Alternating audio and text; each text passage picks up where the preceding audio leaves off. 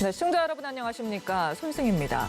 이태원 클럽발 코로나19 확산세가 2차를 넘어서 3차 전파로 이어지고 있습니다.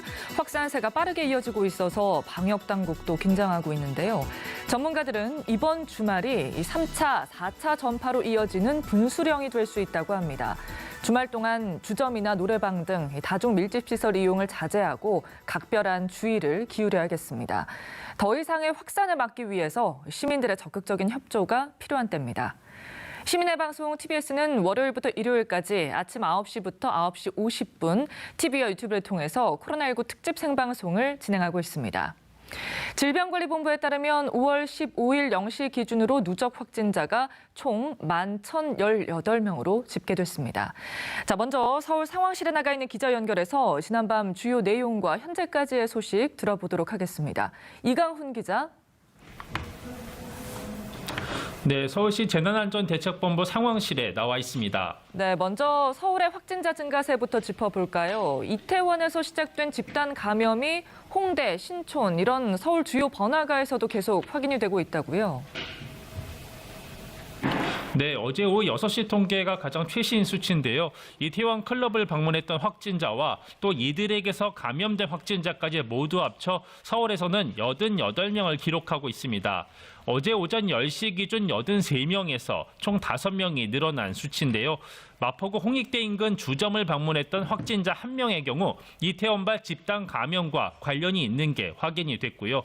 또 이태원 클럽을 방문했던 확진자들이 다녀간 서대문구 신촌의 한 주점에서도 확진자가 추가로 나왔습니다. 이들까지 모두 합쳐서 지금까지 서울에서 나온 코로나19 확진자는 730명을 기록하고 있고요. 이태원 클럽과 관련된 전국의 확진자는 153명으로 집계되고 있습니다. 네, 특히 주목되는 지역이 신촌입니다. 새로 확진자가 나온 주점은 앞서 확진자들이 나왔던 주점과 같은 곳입니까? 네, 그렇습니다. 신촌에 있는 감성주점 다모토리5에서 계속 확진자가 나오고 있는데 지금까지 총 5명이 나왔습니다. 다모토리5는 이태원 클럽을 방문했던 외국인 확진자 3명이 지난 3일 밤부터 4일 새벽까지 또 5일 밤부터 6일 새벽까지 머무른 곳인데요. 비슷한 시기에 이곳을 방문했던 네 번째 확진자가 지난 13일 나왔습니다. 송파구 잠실 이동에 거주하는 20살 남성이고요. 그리고 어제 서대문구 신촌에 사는 20대 남성이 5번째 확진자로 추가로 나왔습니다. 이 확진자는 지난 5일 밤 이 시간대 이 주점에 들렀던 것으로 확인이 됐고요. 이후 최근까지 신촌 일대 감자탕집과 제과점, 패스트푸드점, 코인노래 연습장 등 지역 상점들을 방문했던 것으로 동선이 공개된 상태입니다. 이 확진자는 어제 오후 2시 때 국가지정병리경상인 중랑구 서울의료원으로 이송된 상태입니다. 이렇게 홍대, 신촌, 강남 이런 서울 대형 상업지구에서 확진자가 계속 나오다 보니까 아무래도 추가 진단 검사가 필요한 시민들의 규모도 계속 커지고 있는 것 같은데요. 서울시는 이들의 규모 어느 정도로 보고 있습니까? 네, 시는 우선 진단이 필요한 시민을 약 2만 명 규모로 보고 있었습니다. 박원순 시장은 어제 한 방송과의 인터뷰에서 지금까지 이태원과 마포 등 서울의 클럽이나 주점에서 확진자가 발생한 장소가 11곳이고 2만 명 정도가 실제 방문한 것으로 파악했다고 말했는데요. 그런데 현재까지 진단검사를 받으러 나온 시민은 2만 5천 명 정도로 서울시의 예상치보다 5천 명가량 더 많습니다. 이를 근거로 시민들이 현재 감염 확산을 스스로 막기 위해서 잘 협력하고 있는 것으로 서울시는 진단을 하고 있습니다. 박 시장은 앞으로 일주일만 잘 버티면 이태원발 집단 감염 사태는 어느 정도 해결이 될 것이라면서 이번 주말이 중요하다고 강조를 했는데요. 다음 주에 고3 학생들의 등교가 있기 때문에 더욱 이번 주말이 굉장히 중요하다고 보고 있는 것이고요. 학원이나 학생들이나 또 청년들이 많이 가고 있는 노래방과 PC방 등의 주요 시설을 집중적으로 해서 이번 주말에 특별히 단속을 할 것이라고 예고하기도 했습니다. 네, 이런 상황에서 현재 서울 시내에서 확진 환자가 가장 많은 지역은 강남 지역으로 꼽히고 있네요. 아무래도 자치구들도 잔뜩 긴장한 채 집단 감염을 막기 위한 적극적인 통제 조치를 내놓고 있을 텐데 시민들이 참고해야 할 조치들 어떤 게 있나요? 네, 지금 집단적인 어떤 집합을 자제하는 그런 조치들이 많이 나오고 있는데요. 그 전에 먼저 서울 시내 자치구들의 확인 환자 수를 짚어보면은요. 강남구가 71명으로 가장 많고 관악구가 53명으로 그 뒤를 잇고 있습니다. 그 다음으로 송파구가 43명, 서초구가 41명으로 결국 강남 3구의 확진 환자가 서울 시내 20여 개 자치구 중 1위와 3위, 4위를 기록하고 있는데요. 상황이 이러하다 보니 강남 지역 자치구들은 사람들의 집단적 모임을 차단하기 위한 조치를 추가로 내놓고 있습니다. 먼저 강남구는 어제부터 관내 5개 주요 도로에 대해 모든 집회와 시위 등 집합 행위를 금지한다고 밝혔는데요. 영동대로와 봉은사로, 강남대로, 테헤란로, 학동로 전체와 인도가 해당됩니다. 만약 금지 조치를 위반하고 집회를 열거나 이에 참여하는 경우에는 관할 경찰서에 고발 조치하겠다고 밝혔는데요. 만약 이 조치를 어기면 감염병 예방 및 관리에 관한 법률에 따라 300만 원 이하 벌금형을 받을 수 있으니 주의가 필요합니다. 서초구의 경우에는 시민들의 이용을 기다리고 있는 주요 공공시설과 문화체육시설의 개방 시점을 연기하기로 했는데요. 서초 문화예술회관 등 문화시설과 각동의 자치회관의 개방 시점은 6월 1일에서 6월 이후로 미뤘고요. 서초 구민체육센터 등 체육시설은 오는 20일에서 다음 달인 6월 1일로, 또 종합사회복지관은 이틀 뒤인 18일에서 역시 다음 달인 6월 1일로 개장 시점을 연기했습니다. 네, 오늘 또 한 가지 주목되는 점이 코로나19 사태로 전면 중단됐던 공무원 공채 시험이 오늘부터 다시 열린다는 소식이 있습니다. 수험생들이 혹시 수험장에 갔다가 감염되지 않을까 불안감이 클 것 같은데 방역 대책은 어떻게 준비되고 있습니까? 네, 오늘 치러지는 공무원 시험은 5급 공채 시험인데요. 지난 2월 29일에 예정돼 있던 것이 지금까지 밀렸다가 코로나 사태 이후 진행되는 첫 번째 국가공무원 공채 시험으로 치러지게 됐습니다. 수험생이 전국적으로 12,000명에 이릅니다. 시험장은 서울에서는 잠실중학교와 강일중학교 등 26개 학교에 마련이 됐고요. 대전과 대구, 부산, 광주 등 지방까지 합하면 전국에서 총 32개 학교에 시험장이 마련됐는데요. 시험을 주관하는 인사혁신처는 응시자들 중에 혹시 확진자나 자가격리자가 있을지 사전에 확인을 했고요. 관계기관의 출입국 사실도 조회를 한 상태입니다. 오늘 시험에서 자가격리자인 수험생의 경우에는 보건당국과 협의한 뒤에 별도의 장소에서 시험에 응시하게 되고요. 시험장 한 곡당 간호사를 포함한 감독관 4명이 배치됩니다.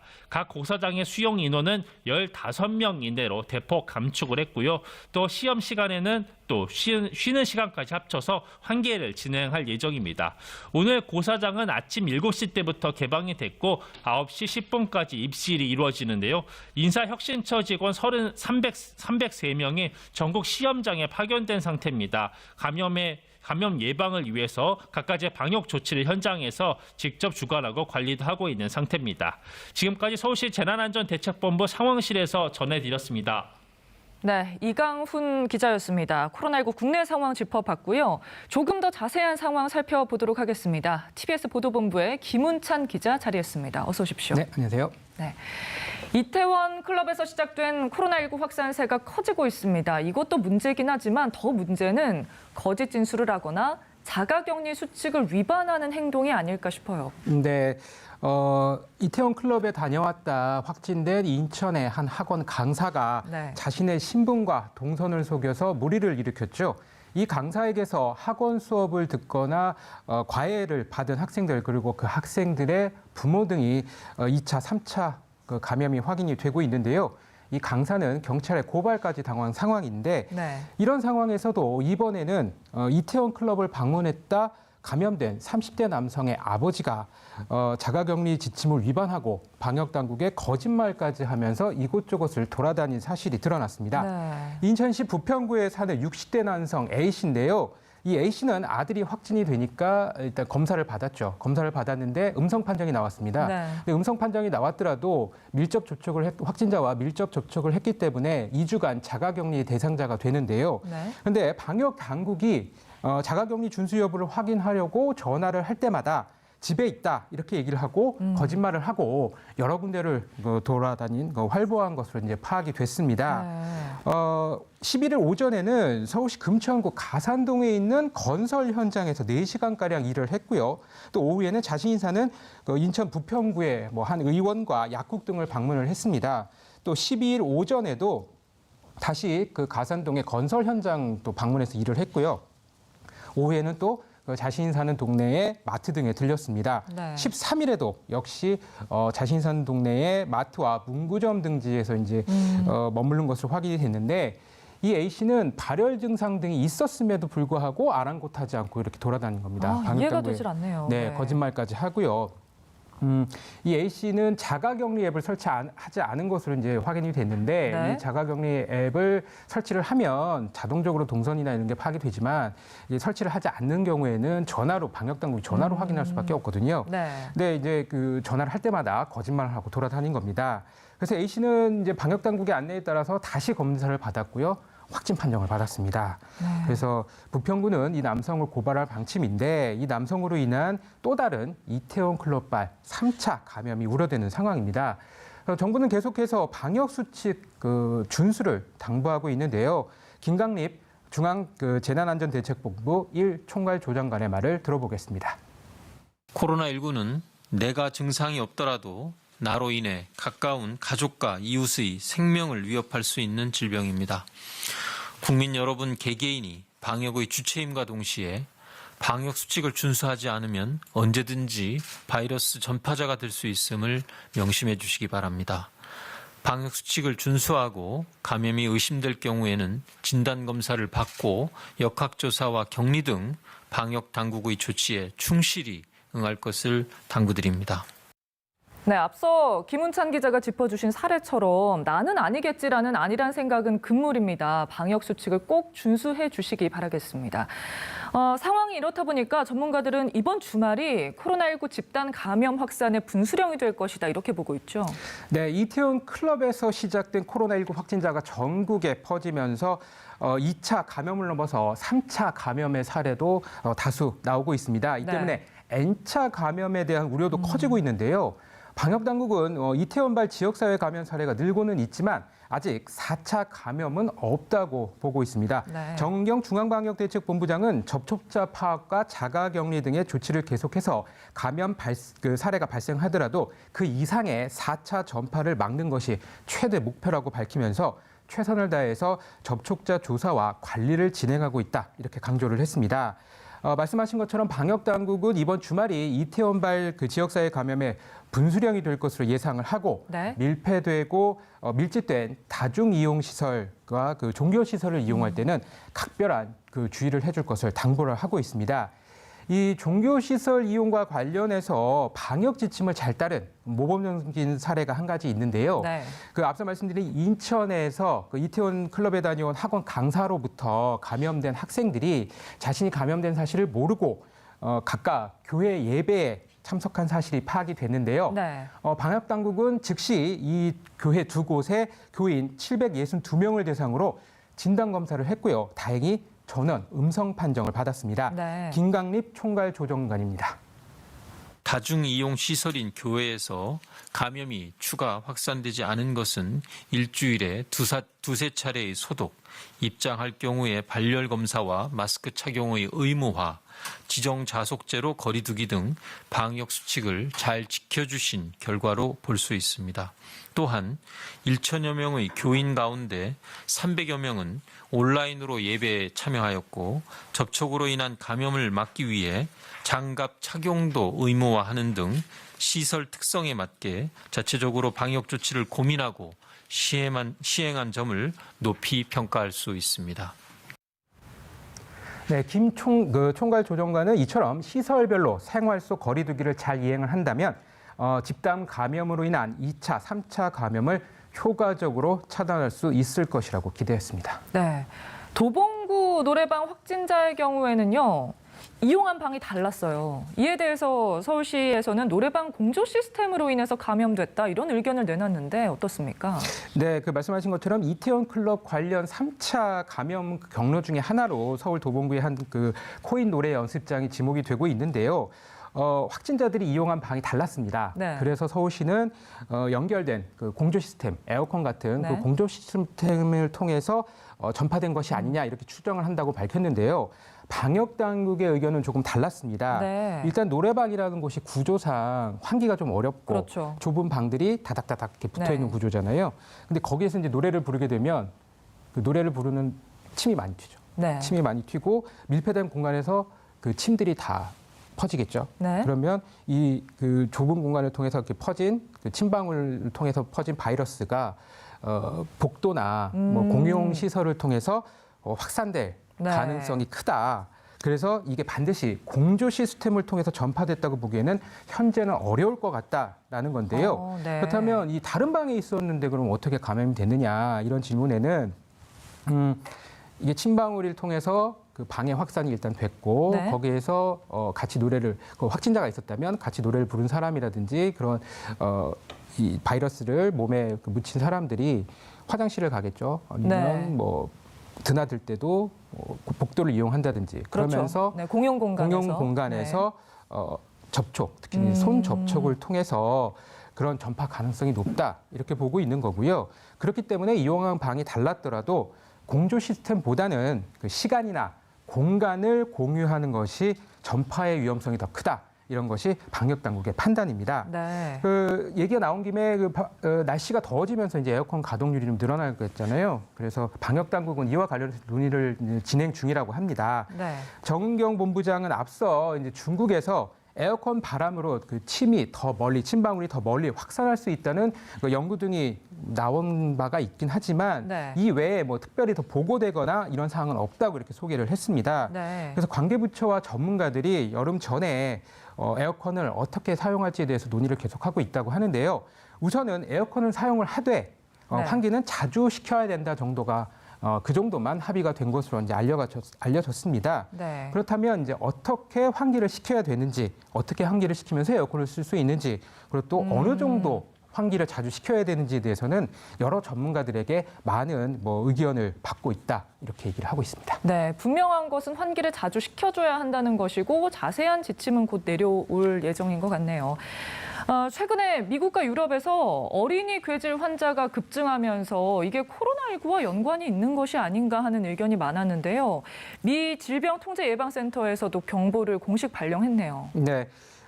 미국하고 유럽 등지에서 이 이른바 어린이 궤질 환자들이 많이 나오고 있습니다. 네. 이게 코로나19와 관련됐다 이렇게 추정만 되고 있는데 아직 확실한 건 아니고요. 네네. 이게 추정이 되고 있는데 외신들은 미국 뉴욕주에서만 100명이 넘는 어린이들이 이 궤질에 감염이 됐고 영국과 스페인, 프랑스, 이탈리아, 스위스 같은 유럽에서도 유사한 어린이 환자들이 발생했다고 이렇게 전하고 있습니다. 이 질환으로 인한 사망 사례까지 보고가 되면서 네. 각국의 긴장감이 높아지고 있는데요. 이 발견된 어린이 궤질 환자들은 폐질환이라든지 호흡곤란 증상 그런 증상들을 보이지 않고 이제 주로 고열이나 발진, 안구 충혈, 부어오름, 일반 통증 등의 증상을 나타내는 것으로 보고가 되고 있습니다. 외신은 이제 현지 의료인이 어린이 궤질을 가와사키병 쇼크 증후군과 유사한 새로운 현상으로 보고 있다고 전하고 있는데요. 네. 미국 질병통제예방센터는 현지 시간으로 14일 이 어린이 궤질을 소아다기관 염증 증후군으로 지칭을 하고 네. 관련 증상을 보이는 환자를 유의해서 지켜봐 달라고 당부했습니다. 또 WHO에서도 이 궤질에 경계심을 가져달라 이렇게 당부를 하기도 했는데요. 미국과 유럽 등지에서 이와 관련된 연구들이 지속되고 있고 이런 가운데 방역 당국은 아직까지 국내에서는 발생 사례는 보고되지 않고 확인되지 않고 있다고 밝혔습니다. 그래서 당국은 소아 감염, 가와사키 학회 등과 함께 유사 사례 발생에 대한 신고, 보고, 조사 체계를 갖추고 예의주시하겠다 이렇게 밝혔습니다. 네, 아이들이다 보니 더 우려가 되는 것 같습니다. 자, 이런 가운데 이태원 클럽 방문자 파악에 어려움을 겪으면서 다중 밀집 시설을 이용할 때 QR코드를 사용해야 한다 이런 의견이 나왔습니다. 이게 현재 사용하는 곳은 있는지 또 효과도 있는지 궁금합니다. 네, 며칠 전 이 시간을 통해서 이태원 클럽발 코로나19 집단 감염을 계기로 확진자의 동선과 접촉자 파악을 위해서 정부가 유흥업소 등에 QR코드를 통한 출입자 확인을 검토하고 있다고 이렇게 전해드렸는데요. 지금처럼 뭐 CCTV나 기지국을 통해서 하기에는 인력도 많이 들고 비용이나 뭐 이런 시간도 오래 걸리기 그렇죠. 때문에 아예 입장할 때부터 그 출입 체계를 만들어서 관리를 하겠다. 네. 뭐 이런 내용인데요. 이미 일부 병원이나 교회 등에서는 이 QR코드를 이용해서 그 출입 그 확인을 하고 있다고 하는데 이 실상은 어떤지 또 실효성은 있는지 등에 대해서 관련 내용을 저희 취재진이 정리해봤습니다. 서울 연동교회 앞. 신도들이 예배당에 들어가기 전에 QR코드를 보여줍니다. 이렇게 QR코드로 교회 방문자를 파악해 놓으면 나중에 확진자가 나온다 해도 접촉자를 금방 확인할 수 있습니다. 코로나19 사태로 현장 예배를 재개하는 데 행여나 있을 코로나 확진자 접촉 명단까지도 모두 다 신속하게 대처할 수 있을 것으로. QR코드는 병원에서도 사용되고 있습니다. 이렇게 휴대폰에 생성된 QR코드를 보여주면 환자별로 안내를 받을 수 있습니다. 사전에 문진표를 작성하면 QR코드가 생성되고 출입할 때 사용하게 됩니다. 들어올 때 미리 준비만 하면 이렇게 보여드리니까 그냥 열차금하고 바로 가니까 되게 편하고 좋았어요. 병원 측은 기록된 정보로 관리가 편하다는 입장입니다. 빠른 입장으로 줄을 설 필요가 없고 타인과의 접촉이 줄어 코로나19 감염 위험도 낮아졌습니다. 강원도에서는 이미 이태원 클럽 사태 이후 QR코드를 도입해 일반 음식점, 숙박시설 등 400여 개 업소에서 시범 운영해 오고 있습니다. 1분 정도면은 동일 시간대에 동일 공간에 있었던 사람들이 다 추출이 되거든요. 같이 저희 프로그램을 공유를 해서 전국적으로 좀 정말 안전한 대한민국을 만드는. 강원도는 다음 주부터 본격적으로 QR코드를 활용해 유흥업소를 포함한 다중이용시설을 관리할 예정입니다. 하지만 QR코드로 인한 개인정보 노출을 우려하는 목소리도 있습니다. QR코드를 찍고 들어가도록 하면 이제 개인의 전화번호만 이제 별도의 장소에 보관을 했다가 일정한 시간 한 14일 정도 지나면 자동으로 삭제되도록. 전문가들은 정보 보관 방식을 보완한 QR코드로 동선 추적이 신속하고 정확해질 것으로 보고 있습니다. TBS 최상입니다. 네, 앞서 리포트를 보니 뭐 QR코드가 개인정보의 위험도 있긴 하지만 어느 정도 효과가 있는 것 같습니다. 네, 이 방식을 조금 좀 자세하게 좀 설명을 드려보면요. 이 강원도의 사례입니다. 네. 출입을 하기 전에 그 카페나 뭐 다중이용시설 앞에 QR코드 뭔지 아시죠? 그 바코드처럼 생긴 그를 핸드폰으로 찍으면 네. 거기에 관련 앱이 그러니까 모바일 웹이 뜬다고 합니다. 네. 그 강원도청에서 만든 그러면 거기에 그 자신의 개인 정보와 이런 것들을 입력하게 돼 있는데 이거를 혹시나 가짜로 입력하면 진행이 안 된다고 해요. 이게 그 신용평가 업체 본인 확인을 거치게 돼 있기 때문에 그래서 본인 확인을 거치고 나서 이게 필요한 정보들을 등록을 하면 이제 그 확인이 됐잖아요. 그러면 그거를 직원한테 보여줍니다. 이게 확인이 됐다. 그러면 직원이 열을 재는 거죠. 체온계로. 체온계를 재서 37도가 넘지 않으면 확인이 됐습니다 하고 전자 스탬프 같은 거를 발급을 해줍니다. 그러면 그걸 통해서 입장을 하게 되는 거고요. 만약에 37도가 넘은 그 발열이 나서 안 된다. 그러면 이제 부적합 그 스탬프를 주면 입장이 손님은 입장이 불가하고 대신에 그 문자에 방역 당국의 조치 같은 이런 알림 문자가 가게 되는 그런 시스템으로 진행이 된다고 합니다. 네, 이런 상황에서는 좀 적극적으로 도입을 해볼 필요가 있지 않을까 이런 생각이 듭니다. 자, 끝으로 다음 주 월요일부터 마스크 구매가 한결 편해진다고요? 네, 현재는 이제 약국 등에서 공적 마스크를 구매를 하려면 오부제죠. 그러니까 평일에는 자신이 태어난 생년의 끝자릿수에 맞춰서 살 수가 있잖아요. 네, 그랬죠. 네, 그 주말에는 생년에 관계가 없고요. 그래서 또 한 번에 3장씩 그리고 대리구매 같은 경우에는 1940년 이전에 태어난 어르신이나 2002년 이후에 출생한 어린이들 그리고 노약자들 같은 경우에만 이제 허용이 됐는데 월요일이 모레 18일부터는 가족 누구나 모든 가족 구성원의 마스크를 대리 구매할 수 있게 됩니다. 연령에 상관없이요. 네, 그렇습니다. 식품의약품안전처는 18일부터 가족 1명이 본인의 신분증과 가족관계 증명서를 지참하면 모든 가족 구성원의 마스크를 대리 구매할 수 있다고 밝혔는데요. 동거인이라면 동거를 확인할 수 있는 주민등록 등본을 지참해서 대리 구매를 하면 됩니다. 예를 들어서 자녀는 월요일, 화요일 그리고 부모는 뭐 수요일, 목요일 날 이렇게 구매가 가능하다. 네. 이러면 가족 중 아무나 누구나 그 관련 서류를 들고 금요일은 빠졌잖아요. 네네. 금요일은 빼고. 그러면 이제 가족 구성원 중에 해당이 안 되는 요일은 빼고 네. 아무 요일이나 가서 그 관련 서류를 들고 가서 마스크 주세요 하면 마스크를 살 수가 있는 건데요. 네. 또 18일부터는 마스크를 나눠서 살 수도 있습니다. 아, 그렇군요. 현재는 이제 일주일에 한 번에 3장 네. 이렇게 딱 구매가 정해져 있잖아요. 근데 네. 앞으로는 평일과 주말을 나눠서 사용할 수가 있다고 합니다. 그러니까 살 수가 있다고 하는데요. 예를 뭐 평일에 1개를 사고 주말에 2개를 산다든지 반대로 뭐 평일에 2개를 사고 주말에 1개를 더 산다든지 이런 네. 식으로 나눠서 구매를 할 수 있다 이렇게 됩니다. 네, 다음 주 월요일부터라고 하니까 참고하시기 바랍니다. 자, TBS 보도본부의 김은찬 기자와 얘기 나눠봤습니다. 고맙습니다. 네. 지금 여러분께서는 코로나19 특집 생방송 TBS와 함께하고 계십니다.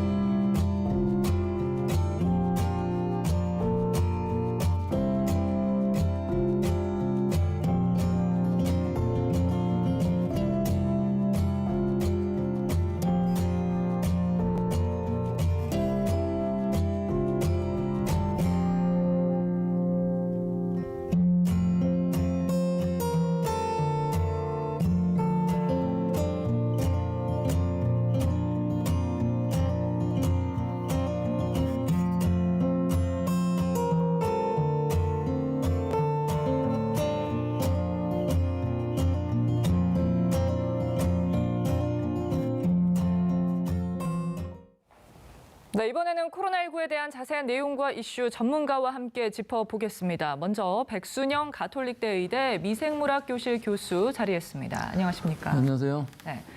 그리고 김원식 문화평론가 자리했습니다. 안녕하십니까? 네, 안녕하십니까? 네. 이태원 클럽에서 시작된 코로나19 확산세가 계속되고 있습니다. 2차 감염을 넘어서 3차 감염까지 전파가 됐습니다.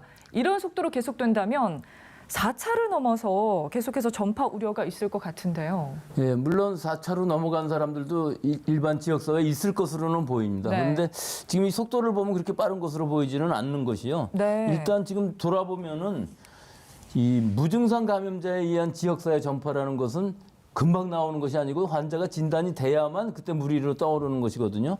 5월 6일 날 용인의 66번 환자가 진단이 된 이후 이 어딜 갔었나 동선을 찾아보니까 5월 2일 날 클럽을 갔었는데 네. 사실 이게 동선을 계속 찾다 보니까 이 한 사람이 아니었고 또 그 클럽도 4-5개가 아니고 9개나 있었고 네. 또 여러 가지 상황을 봤을 때 이 지역이 어느 정도 오염이 되어 있었다는 것을 알 수가 있었거든요. 따라서 방역당국에서는 보수적으로 4월 24일부터 5월 6일 사이에 이 지역에 노출이 됐던 사람들은 다 진단을 받아보라 하고 권고를 한 것이 네. 방역당국이 이 모든 사람을 찾을 수가 없기 때문에요. 그렇죠. 그래서 결국은 찾게 되는데 지금까지 나온 결과만을 보면은 물론 3차 감염까지는 있지만 무려 15,000명씩 하고 지금 토탈로는 전국적으로는 46,000명이 진단을 받았는데 아직 나오는 것들은 보면은 이 9일간에 153명, 4명 이 정도이기 때문에 네. 실제로는 초기에는 뭐 이 접촉한 갔던 사람들이 많지만 그 이후엔 3차, 4차 감염이 나올 수는 있는 상황이지만 지금 이 발생 추이로만 봐서는 패턴으로만 봐서는 생각한 것보다는 그렇게 크지 않다. 어느 정도 수습이 되어갈 수는 있지만 네. 아직도 모르는 우리가 다 찾아내지 못한 잠복적인 감염, 무증상 감염자들이 지역사회 전파를 한다면 또 다른 피크가 나올 수는 있습니다만은 지금 상황으로 봐서는 수습이 되고 있다는 상황이라고 볼 수가 있겠습니다. 네, 진단 검사 규모에 비해서 이 확진자 비율을 보면 속도가 빠르지는 않다라는 말씀이시네요. 이태원 클럽과 같은 시기에 확진자가 발생했던 홍대 주점은 클럽과는 별개로 보고 역학조사를 진행을 해왔습니다. 그런데 이 이태원 클럽과 홍대 주점에 연결고리가 있었다고요? 네, 그렇습니다. 그래서 사실 방역당국이 긴장을 한 이유가 이태원하고 홍대하고 좀 많이 거리가 떨어져 있는 그런 상황인데 네. 어떻게 홍대에서 확진이 됐는지에 대해서 좀 미스테리였고 그게 밝혀지지 않은 초기에는 굉장히 공포스러웠거든요. 네. 근데 결국에는 이태원 그런 확진이 결과적으로는 이제 연결이 됐었습니다. 그 중간 매개고리가 바로 노래방이었던 것이죠. 그래서 자세히 설명을 드리면은 관악구 46번 확진자가 이태원 클럽을 이제 방문을 했습니다. 그게 이제 지난 2일이고요. 그런 다음에 4일에 관악구에 있는 노래방을 이용을 한 것이죠. 그런 상황에서 그때가 이제 4일 밤 한 9시 정도였던 것 같아요. 그래서 앞에 이용을 하고 나서 그 뒤에 바로 이번에 이제 홍대 확진자 중에 한 명인 이 강서구 31번 확진자가 그 노래방을 이용을 한 것이죠. 그리고 나서 3일 뒤에 7일에 이 홍대 주점에서 지인들과 만나서 술을 먹은 거죠. 그 과정에서 이제 홍대 주점에서 참여했을 때는 3일이 지났기 때문에 아마 바이러스가 몸에서 많이 양성이 됐을 거고 그 자리에서 이제 지인들한테 이제 감염을 시킨 그런 상황이 된 것이죠. 그래서 결국에는 노래방이라는 공간에 대해서 주목할 수밖에 없다라는 건데 여기에 이제 여러 가지 논란이 있긴 있지만 결과적으로는 노래방이라는 공간을 좀 이해를 해야 됩니다. 뭐냐면 앞에 어떤 사람이 어떻게 행위를 했는지 전혀 모르거든요. 그래서 이 클럽도 그렇고 노래방의 공통점이 뭐냐면 클럽을 춤만 추는 공간으로 생각하는데 그렇지 않습니다. 거기는 춤을 추고 노래가 나오기 때문에 소리를 지릅니다. 그렇죠. 탄성을 특히나 지르고 또 마스크를 또 안 낀 상태에서. 뭐 앞에서 나와서 누가 춤을 춘다 그러면 거기에 이제 뭐 응원이나 뭐 이렇게 함성을 지르기 때문에 그 과정에서 비말이 굉장히 많이 하게 되고 근데 이제 클럽 같은 경우는 그 비말이 한 번도 교체가 되지 않죠. 왜냐하면 밤새 이 클럽이 운영되기 때문에 한 번 비말이 퍼지게 되면 계속 거기에 공존하게 되는 것이고 감염이 되는 것이고요. 노래방도 비슷한 점이 있죠. 앞사는 사람이 와가지고 비말을 퍼뜨렸다고 그래가지고 그걸 환기를 다 시킨 다음에 다음 손님을 받는 건 아니고 바로 그 다음 손님을 빈자리에 이렇게 보내기 때문에 결국 비말에 감염될 가능성이 높은 거죠. 그렇기 때문에 이후에 영업을 어떻게 할 것인가에 대해서 굉장히 고민을 많이 해야 됩니다. 예를 들면은 우리가 식당 같은 경우에도 앞에 손님이 이용했던 건 다 깨끗하게 보이게 치우잖아요. 근데 노래방은 그게 불가능하기 때문에 비말 체크를 할 수 있는 기술이 있다고 그러면 저는 굉장히 좋을 것 같은데 그 전에는 노래방은 굉장히 감염병의 원인이 굉장히 숙주가 될 가능성이 높습니다. 노래방이 위험하다라고 말씀을 해주셨는데 코인 노래방의 경우에는 짧은 시간 안에 확진자가 다녀간 방을 다른 사람이 사용을 하면서 감염이 됐다고 이해는 됩니다. 그런데 도봉구 노래방에서는요, 확진자들이 같은 방을 이용한 것도 아닌데 감염이 됐어요. 이거는 어떻게 봐야 될까요? 이 코인 노래방의 특성을 보면은 굉장히 좁지 않습니까? 밀폐되는 환경이고 환기가 다 제대로 되지 않는 상황에서 또 복도라든지 화장실 같은 데도 사실은 상당히 열악한 부분이 있어요. 그래서 만약 그 공간 안에 환자가 있었다고 하면은 이 방 하나뿐만 아니라 그 복도로부터 화장실 가는 여러 동선에 있어서 전부 오염이 됐을 가능성이 굉장히 높거든요. 그렇기 때문에 이 상황에서 다른 방에 있었다 할지라도 이 사람이 뭐 계속 그 방에만 계속 있는 것이 아니고 나오고 왔다 갔다 하고 하는 부분들이 있기 때문에 그런 데서의 간접 접촉들이 분명히 있을 것으로 보여서 같은 방이 아니었다 할지라도 감염될 위험성은 충분히 존재합니다. 노래방의 위험성 큰 것 같은데 좀 주의를 해야 될 것 같습니다. 환기를 자주 시키는 것도 필요할 것 같고요.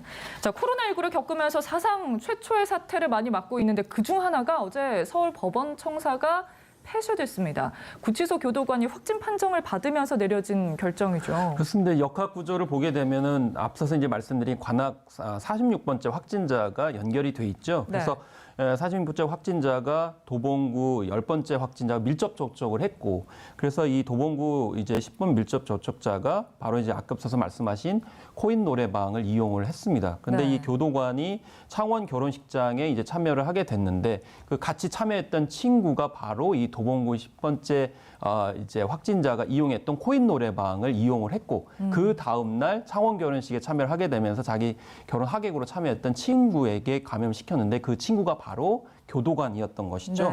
그래서 이 교도관이 이제 정상적으로 월요일부터 이제 출근을 했고, 그래서 직원과 이제 수감자를 포함해서 한 277명과 접촉을 했기 때문에 결과적으로는 이 개별적으로 뭐 이제 굉장히 가깝게 근무를 했던 6명에 대해서 검사를 했는데 이제 일단 음성으로 나오긴 했습니다. 그렇지만 하는 일이 뭐였냐면 이제 외부에서 이제 접객원이 오게 되면은 이제 수감자를 같이 이제 이송을 하게 되면서 이런 이제 어떤 만남을 갖게 되는 그런 역할을 하게 됐는데, 그래서 동관과 서관을 지금 현재 이제 폐쇄하는 그런 상황이었고요.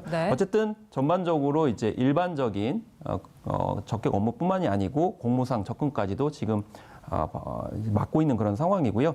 또 전반적으로 피의자 소환 조사라든지 불구속 상태에서의 수사 같은 경우에도 지금 맡고 있는 그런 상황인데 어쨌든 중요한 것은 이제 코인 노래방에 그런 문제점을 이제 지적을 하셨는데 저는 네. 앞서서 교수님 말씀하신 것처럼 이 손잡이 같은 경우도 코로나19 이후에는 전면적으로 다 바뀌어야 될 필요성이 있을 것 같습니다. 왜냐하면 특히 이제 돌려서 여는 손잡이 같은 경우는 그 손잡이 자체가 이미 오염됐을 가능성이 높기 때문에 약간 자동문 형태로 그런 업소들 같은 경우는 의무적으로 좀 바꿔야 되지 않을까라는 생각이 들고요. 자판기 같은 경우에도 그런 공중업소에서는 이제 항균, 보호필름 같은 경우를 이제 의무적으로 좀 규정해야 되는 그런 상황이 되지 않을까 싶습니다. 네. 앞서 말씀하신 그 교도관의 사례 감염 경로를 보셔서 아시겠지만 클럽이나 홍대 주점을 직접 간 것은 아닙니다. 이처럼 이태원 클럽이나 홍대 주점을 갔던 사람보다 가지 않은 사람 중에서 확진자가 증가하고 있어요. 이거는 어떤 걸 의미할까요? 그건 증가할 수밖에 없죠. 일단 시차가 있기 때문에 감염되면서 증상이 나타나고 증상이 나타나기 전에 일단 진단이 되는 게 일반적이기 때문에 이 감염 시점을 보면은 그걸 알 수 있는 것이거든요. 언제 접촉이 돼서 감염이 됐냐 하면 이제 점점 날짜가 뒤로 가지 않겠습니까? 이 교도관의 입장에서 보면은 지방에 결혼식을 갔다 온 것뿐인데 주변에 이태원, 홍대 주점 아무도 없는데 감염이 되는 사례거든요. 이거는 이제 앞에서부터 접점을 동선을 찾아오다 보면은 중간에서 만나는 점이 생겨갖고서 자기는 우연치 않게 그냥 걸린 상황이 돼버리는 것이기 때문에 시간적으로는 3차, 4차 감염이라는 것은 시차가 상당히 생길 수밖에 없고 이때 이제 이분의 또 동선이 문제가 되는데 이 교도관의 경우는 사실은 9일날 그 확진을 받은 친구가 있었고 11일부터 13일 사이에 지금 출근을 했다는 얘기거든요. 그 사이에 이제 접촉한 게 되는데 그 사이는 사실 감염의 굉장히 초기였고 무증상이었기 때문에 일반적으로 무증상에서 전염은 가능하긴 하지만 증상이 나오는 그 시점까지가 굉장히 높은 것이고 아주 감염 초기에는 감염력은 상당히 약한 부분이 분명히 있으니까 즉 몸속에 바이러스가 그렇게 많지 않기 때문에 감염이 잘 일어나진 않죠. 그래서 다행히 현재까지는 이분으로 인한 그 이후의 감염은 없다고 지금 보이기는 하는데 그것도 앞으로 또 잠복기라는 시간, 즉 바이러스가 감염된 이후에 이 양성으로 나올 때까지의 시간은 있기 때문에 처음에 음성이었다고 해서 계속 음성은 아니겠지만 지금 상황으로 봐서는 일단 접촉하신 분들은 음성인 것으로 보입니다. 네, 그렇군요. 이번에는 또 클럽에 다녀온 아들의 접촉자인 아버지가 자가격리 수칙을 어기고 일상생활을 했습니다. 그런데 처음에는 음성이 나왔다고 들었어요. 하지만 결국에는 확진 판정을 받았군요. 이게 사실 특정인을 비난하기 전에 이런 오류에 빠질 가능성이 누구에게나 충분히 있기 때문에 숙지가 필요하죠. 그래서 10일에 부평 선별 보건소에서 검사를 받았어요. 근데 그때는 확진자가 아니었거든요. 그러니까요. 그러다가 14일에 다시 권고를 해가지고 검사를 했는데 거기서 확진자로 밝혀진 건데 문제는 그 4일 동안 건설 현장도 다녀왔고 심지어는 친척도 만났고 또 마트에도 갔고 이런 상황이 벌어졌거든요. 그런데 중요한 거는 이제 집안에 있다고 거짓말을 한 것이죠.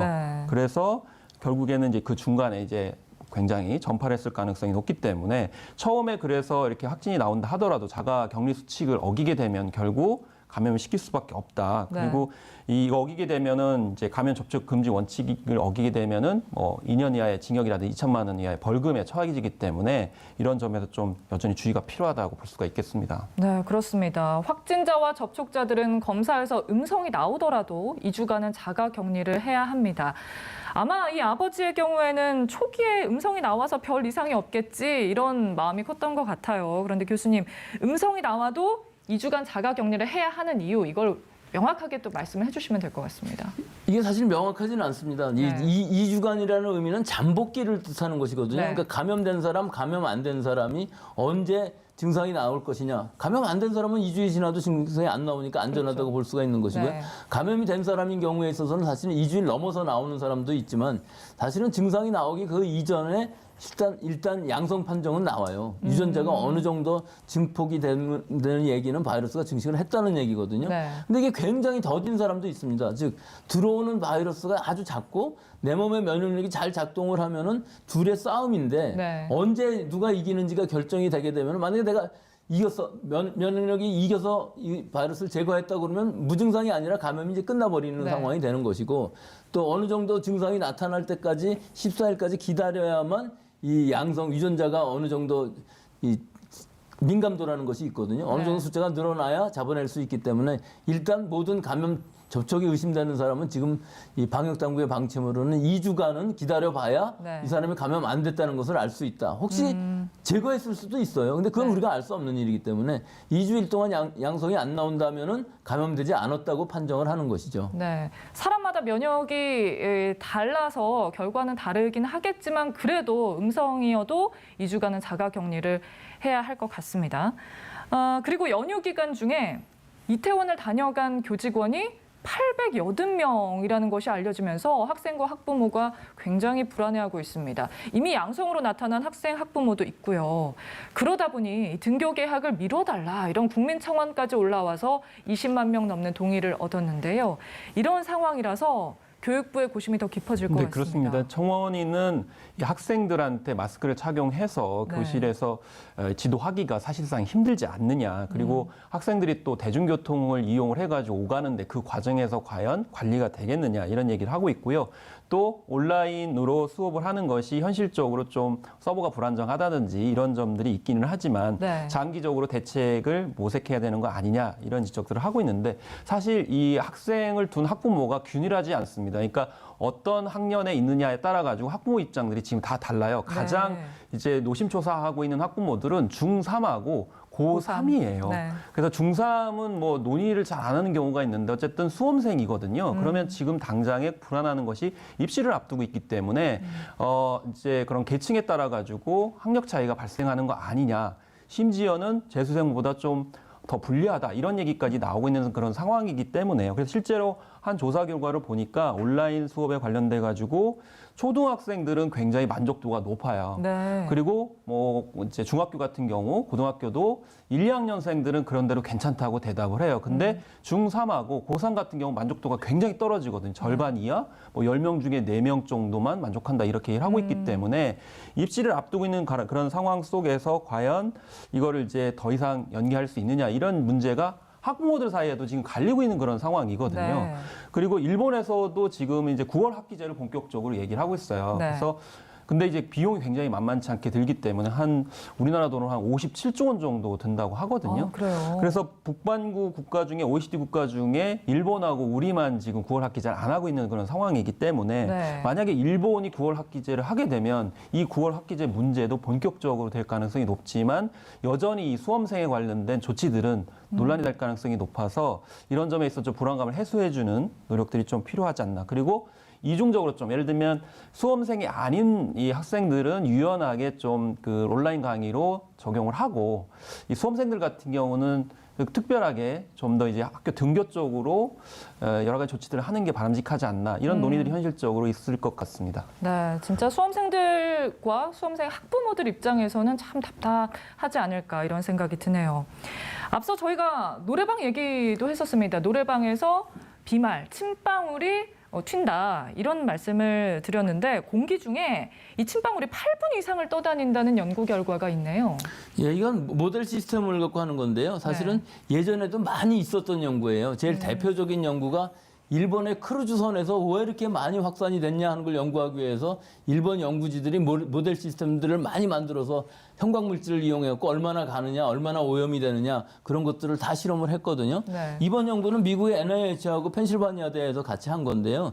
이것도 모델 시스템을 만들어 갖고서 과연 얼마나 생존하고 있느냐를 한 것인데 사실은 이 실험에서 보면은 같은 공간에 있으면은 장시간 있으면 분명히 감염되는 것은 맞지만 실제로 시간이 지나면은 이 바이러스라는 거는 환경에 오염되는 것이지 실제 남아있다가 다른 사람을 오염시키는 굉장히 어려워요. 또 이거의 중요한 부분은 뭐냐면은 이렇게 많이 나오지만 대화만 해도 나오지만 마스크만 쓰고 있다 그러면 대부분 막아지기 때문에 또 양쪽에서 마스크를 쓰고 있다 그러면 더구나 감염성이 떨어지는 이런 상황이거든요. 마스크를 안 썼다 할지라도 여기서 지금 감염되는 거는 설명이 되지만 감염이 안 되는 사람들도 많이 있어요. 처음에 6번 환자 나왔을 때 3명이 같이 한일관이라는 데 식사를 했는데 1시간 반을 같이 식사하면서 같이 대화를 했는데도 불구하고 한 사람이 걸린 건 설명이 되지만 또 한 사람은 3명인데 가까운 거리 아닙니까? 또 한 사람은 감염이 안 됐기 때문에 이 바이러스의 감염이라는 것이 꼭 이 얘기는 공기 감염이 충분히 가능하다는 얘기인데 사실은 거리가 가까운 비말 감염이지 멀리 떨어져 있는 사람한테까지 오염시킬 수 있는 또 그 장소에 그 이후에 온 사람, 체류한 사람까지 감염되는 이런 공기 감염은 아니라는 것을 또한 얘기해 줄 수 있는 부분인데 좀 이렇게 듣기만 하면 공포스럽긴 하죠. 오랫동안 떠 있고 멀리 간다고 그러면 그렇긴 하지만 실제 이 바이러스의 그 감염 경로들을 보면은 비말 감염, 혹은 비말에 의한 간접적인 물건에 의한 접촉 감염이지 공기 중에 있다가 나중까지 되는 공기 감염은 아니다 하는 것을 알 수 있습니다. 네, 오해하지 말아야 할 것은 환경에 오염되는 것이지 뭐 공기 오염은 아니다. 이런 말씀이십니다. 밀폐된 공간에서 비말 때문에 마스크 착용을 꼭 생활화해야 할 것 같습니다. 자, 관련해서는 대한항공에서 항공기 탈 때 마스크를 반드시 착용하도록 했네요. 네, 그렇습니다. 지하철도 이미 이제 그런 것들을 시행을 하고 있잖아요. 그래서 혼잡도에 따라 가지고 결국에는 이제 혼잡도가 이제 예를 들면 150 이제 이하 이 경우에 결국에는 마스크를 착용하지 않으면 탑승을 할 수 없다. 이렇게 이제 얘기를 하고 있는 그런 상황인데 결과적으로 이제 항공기에서도 마스크 착용을 의무화하는 것인데요. 다만 그것이 이제 국내선에만 이제 적용이 되고 있는 그런 상황이라고 볼 수가 있겠습니다. 그래서 이 기내에서는 물론이고요. 탑승 수속부터 탑승구 대기, 탑승 비행 출발 이전까지도 안면 가리개 마스크를 기본적으로 하셔야 되고요. 다만 예외가 있습니다.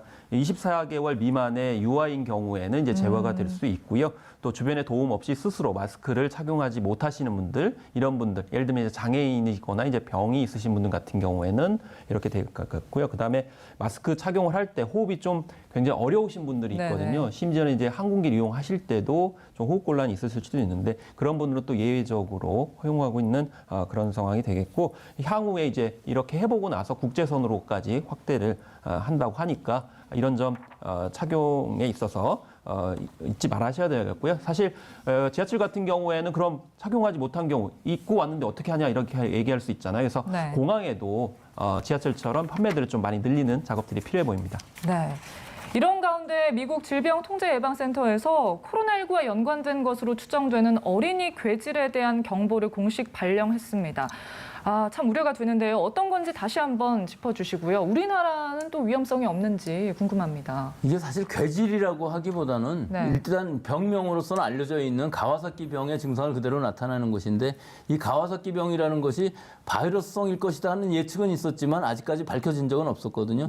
근데 미국이나 뭐 유럽이나 이런 데 보면 미국에 140만 명이나 감염이 되다 보니까 일반적으로 어린아이들한테는 경증이고 대부분 중증이 없었는데 이 병인 실제로 혈관에 감염이 되고 실제로 심장에 감염이 돼서 심근경이 돼서 사망하는 경우도 있거든요.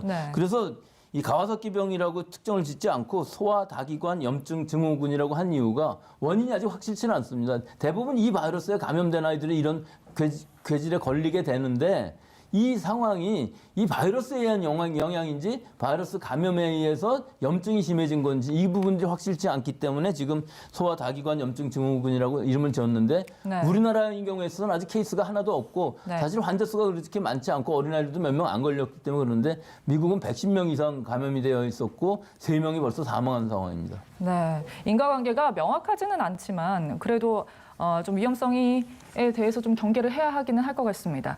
자, 지금까지 백순영 가톨릭대 의대 미생물학 교실 교수님 그리고 김원식 문화평론가와 함께 말씀 나눴습니다. 고맙습니다. 네, 오늘 준비된 내용은 여기까지입니다. 여러분 건강한 하루 보내십시오. 고맙습니다.